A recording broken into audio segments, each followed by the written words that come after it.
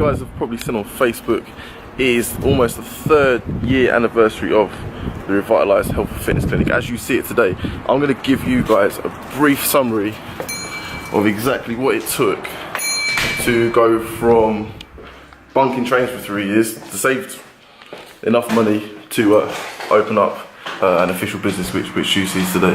Now this is a little bit hard for me to do. The reason why is because I'm probably one of the least self-aware individuals you'll ever meet. My sister will tell you that. I'm not too aware I'm not too proud of what I've accomplished. I don't think what I've done is too big a deal. Yeah, I'm going to try my best to explain to you exactly what I've done, and then I'll let you decide as to whether what I've done is a big deal, what I've done, how what I've done makes you feel, and I'll be really interested to read your comments below. So I was 17 to 18. The only place I'd really been employed at was Primark, and I hated every second of it. But eventually went to university, and for the first year I was living in London, but due to reasons I won't go into, I had to move back to Gravesend pretty quickly. And I was pretty upset about the situation. I remember standing at about 11, 12 o'clock at night. There were no trains going home with a massive suitcase, and I was thinking, right, I'm going to make something very, very positive out of this situation, which has made me quite angry. So my friend picked me up, moved back to Gravesend, and I think that night, if not the night after, I bought some business cards off of Vistaprint. And I remember going to the park in the summer holidays, a few weeks after, and I told all my friends that I'd opened up a business and I'm going to be a sports science therapist. And from there I went door to door, dropping leaflets, building up a reputation on Facebook. Twitter is about 5 years ago. And from then people become to know me as a sports massage therapist. About a year after uni, so from the 2nd to the 4th year of uni, my money was being absolutely hemorrhaged on the trains. I was using all of my student loan, and I thought that if I could save some of it, I'd at least have some money to possibly open up a business when I graduate, and that's exactly what I did. I started to bunk the trains for the next 3 years, got caught once or twice, and I used that money to open up the clinic.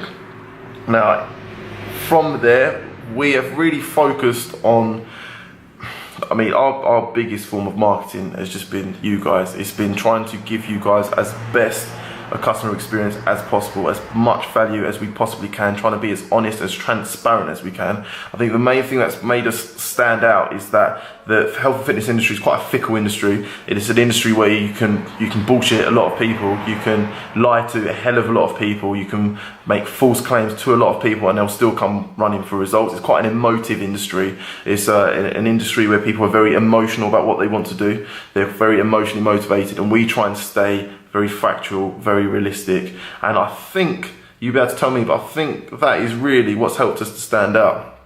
If I give you a general routine of mine, what I go through, I am very, very busy. I am quite restless. I wake up every morning at 5 AM. That's Tuesday to Sunday, I'll be waking up at 5 AM.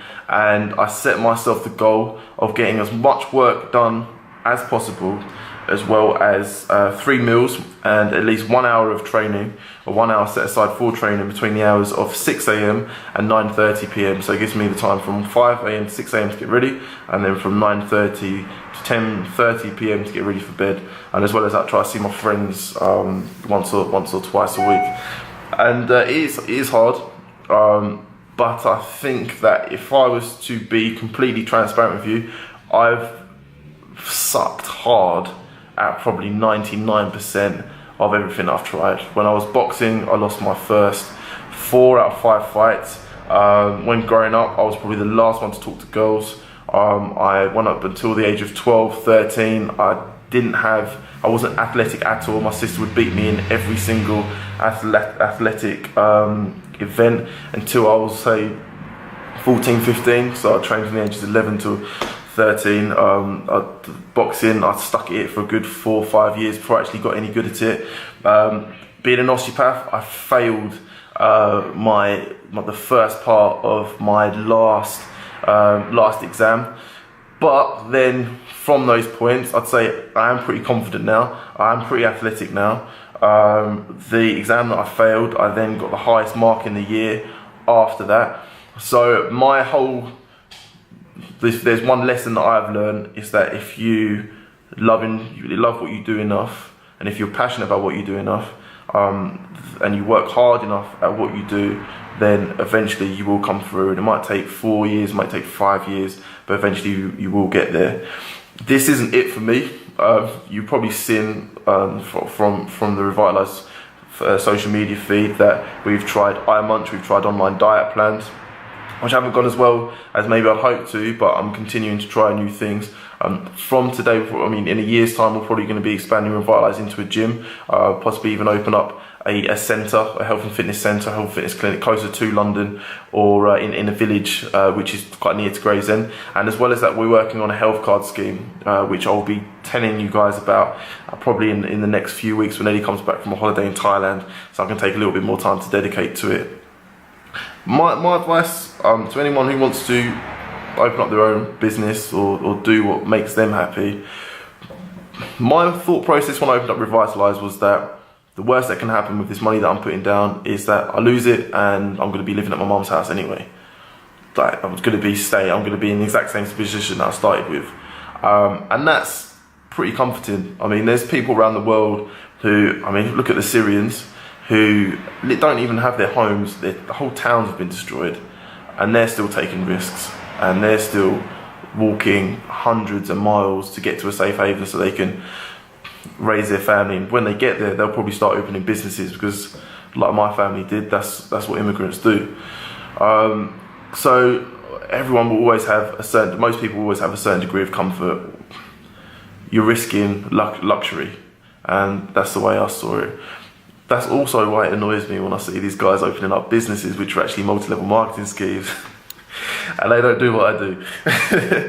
But that's a story for another day. I'd be really interested to hear what you guys think about my story, what you guys think about what I've done, and as well as that, anything else that you'd like to see. But I appreciate all the support that you guys have given us over the past 3 years. It's not even that it wouldn't be possible. It definitely wouldn't be possible, but it would have been nowhere near as enjoyable if it wasn't for you guys. Once again, massive thanks to my team, to the Revitalize team, which is Ellie, May, Pawinda and Yulia as well. Look forward to working with you guys even more in the future. Thank you.